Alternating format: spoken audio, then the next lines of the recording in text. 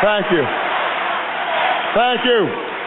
All right, everybody, have a seat. Have a seat. Thank you. Oh, this crowd's fired up.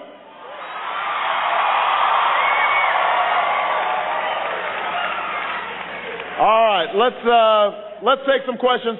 We got microphones in the audience, and the only rule is if you're physically able, stand up, introduce yourself, and we're going to call boy, girl, so that it's fair, so that nobody thinks I'm advantage to anybody. All right? So I'm just going to kind of go around the room here. All right. Ladies first, right there. Ladies first. Where's the microphone? Right here. Right up front. Right here. Over here. We got a mic?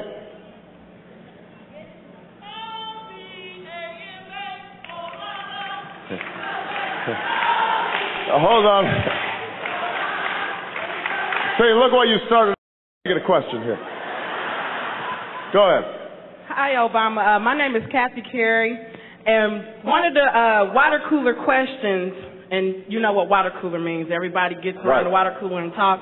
Is they feel like that if you pull the troops out, was it 2 months at a time, or about 1 to 2 brigades per month? They feel like that's not going to solve the problem over there.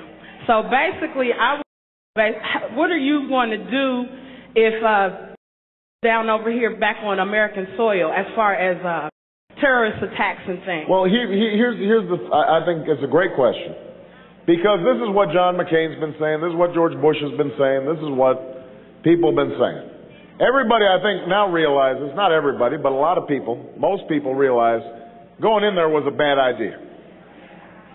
We lost our focus and attention on the terrorists that were in Afghanistan and now in Pakistan. They weren't in Iraq. Saddam Hussein was a terrible person, and I'm glad he's gone. But he's not the one who killed 3,000 Americans. He wasn't involved in 9/11. Now, we are there now, and we've got obligations, both to the Iraqi people, and we do have national security interests inside of Iraq. But the way to solve the problem is not just to maintain, as John McCain has suggested, troops there maybe for 100 years. You know, he said this, and people, when I started calling him on it, he said, wait, I didn't say that we'd be in war for years, but he did say basically that we'd have a presence, we'd have an occupation in Iraq for 100 years. Now, we can't afford that. It costs us $400 million a day. And even if things are less violent than they were, it's still very dangerous. It still puts a huge strain on military families. And here's the most important thing. It won't solve the problem. The problem in Iraq is you've got different factions. You've got Shia and Sunni and Kurd, and now you've got Shia fighting Shia. These different groups, they haven't figured out how they're going to get along. And so what we have to do is to help them come to a political agreement. And the problem is, as long as we've got all our troops there, they don't feel like they've got to negotiate. Because they feel like we're keeping a lid on things. We're going to keep people safe so they can go ahead and do whatever it is that they feel like doing. And they're not taking responsibility. They're not even paying for some of the assistance that they could be paying for. Because they export oil. They are making huge amounts of money right now on oil revenues. But we're picking up the tab on a whole bunch of things. So what I've said is, look, we've got to get their attention. We're not going to be here forever. You have to get together. We will help you. We will give you humanitarian assistance. We will help rebuild your country. We will help train your military. We will have some troops, a strike force that's available. If Al-Qaeda starts trying to set up bases again inside of Iraq, we will help you strike them. But we're not going to have a permanent occupation or permanent bases in Iraq. That is the approach we should take. And so don't let people fool you by saying, well, you know, the terrorists will follow us over here. The terrorists are in Afghanistan and in the hills of Pakistan. That's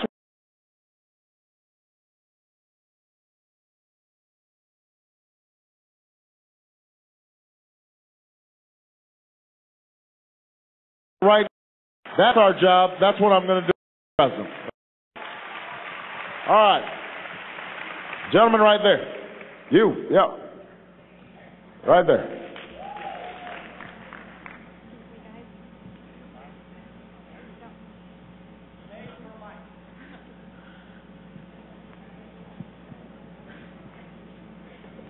Hello, Senator Obama. My name is Adam. There are a lot of us, as you know, who are getting active for the first time in politics and being active at the grassroots level. What advice can you give us about how to be competent and confident to spread the word that you really are the deal and you're going to bring change? Well, I tell you what, I appreciate that. First of all, that's been one of the exciting things about this campaign is new people getting involved. New people getting involved. I met, and it's not, you know, we're seeing it especially among young people. Young people are getting involved like never before. And I'm so proud of that, so excited about, I'm inspired seeing all these young people who are taking an in politics and government and public policy. It's terrific. But, you know, I met a woman who must have been in her 70s a couple of weeks ago. As I was shaking hands in the rope line, she whispered to me, she said, "I've never voted in my life." Never voted. 70 years old. And she was voting for the first time. And, you know,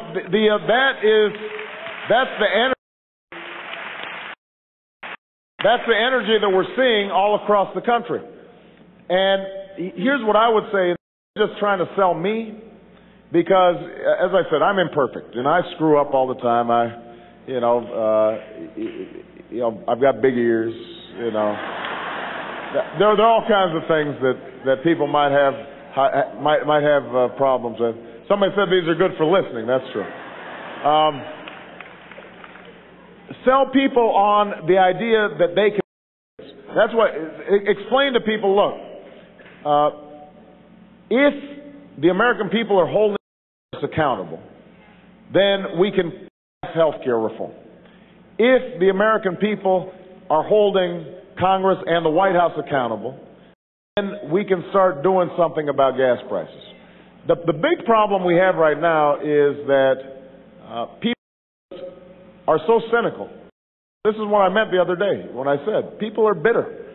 You know, when you lose a job and you see the plant close 25 years ago, and every 4 years politicians come and say, we're going to get these jobs back, and the jobs don't come back. You know, people lose faith in their government. They lose hope. You know, and so what we've got to do is we've got to persuade them that, in fact, we may not be able to bring those same jobs back, but we can create new jobs, and we can train people for those new jobs, and you know, we can invest in our infrastructure to make this country stronger. And it may take some time, but 20 years from now, we can look back and say, this is where we made that turn. This is where we got America back on the right track. And I think is what's going to excite people. Now, you can also use our website, and you can, on any issue, if people have questions, you can always get information about where I stand on issues. I think the most important thing about me that you should emphasize is this is somebody who got involved as a community organizer, working with steel workers who'd lost their jobs. He doesn't take PAC money. He doesn't take lobbyist money. He's somebody who passed the toughest ethics reform legislation since Watergate in Washington. This is somebody who is on the side of ordinary people and not on the side of the special interests. And that's how we're going to change Washington on all these other issues. All right?